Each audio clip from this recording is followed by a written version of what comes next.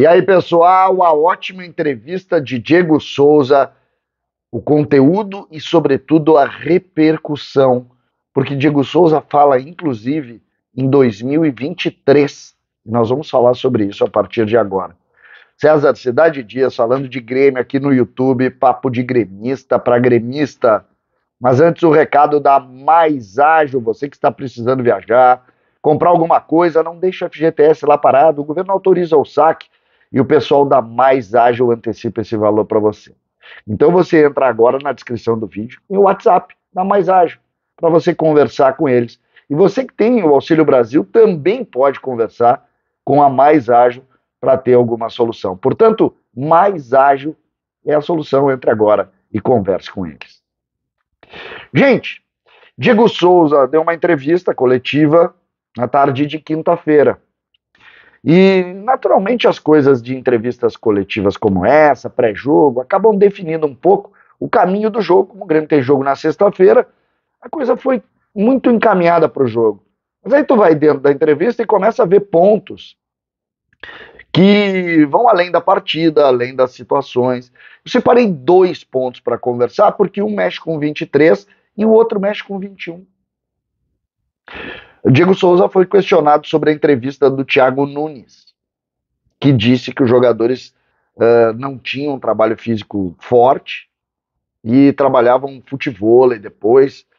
O Diego Souza primeiro se incomodou e criou uma defesa importante a Renato Portaluppi, elogiou muito o Renato e disse que não gostou da entrevista, do tom da entrevista, da forma, disse que todos os jogadores jogam futevôlei e de alguma maneira posicionou aquilo como um ponto muito negativo ali na relação com o Thiago Nunes, né? Muito polido, boas palavras, o Diego é inteligente e eu gostei demais da forma como ele posicionou, mas ele não negou o futevôlei e existem algumas situações que inclusive tocam ao próprio Diego Souza, como ele diz, estrutura do clube, ele falou muito jogador da minha idade.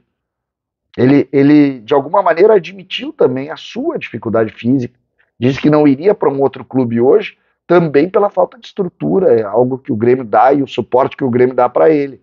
Só que o Diego Souza é controverso. O Diego Souza é excepcional jogador de futebol? Todos têm esse sentimento. Mas eu acho que esse modelo de jogador de futebol hoje, no futebol de hoje, ele sofre muitos problemas. Então ele é controverso, ao mesmo tempo em que ele mostra números de gols e mais gols, e ele é um grande goleador e fez muitos gols. O resultado do time que ele foi goleador foi o rebaixamento e um time que tem dificuldade na Série B. E futebol não é só individualidade. Quando a gente quiser olhar para o lado da individualidade, legal. Agora, nós temos que entender o conceito de time. O time que teve Diego Souza como protagonista caiu. E aí a gente pode posicionar outros jogadores também. Só que, se a gente olhar os jogadores que o Grêmio fez a opção por ser protagonista, o Jean-Pierre saiu.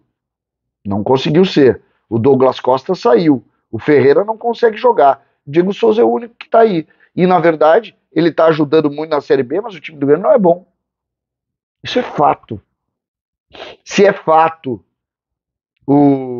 a quantidade de gols e os números do Diego dentro da área, também é fato que o resultado do time que o Diego é protagonista não é bom.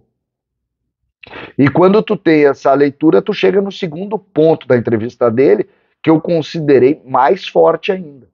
O Diego sugeriu que quer permanecer no Grêmio. Ou jogo no Grêmio ou encerro a carreira.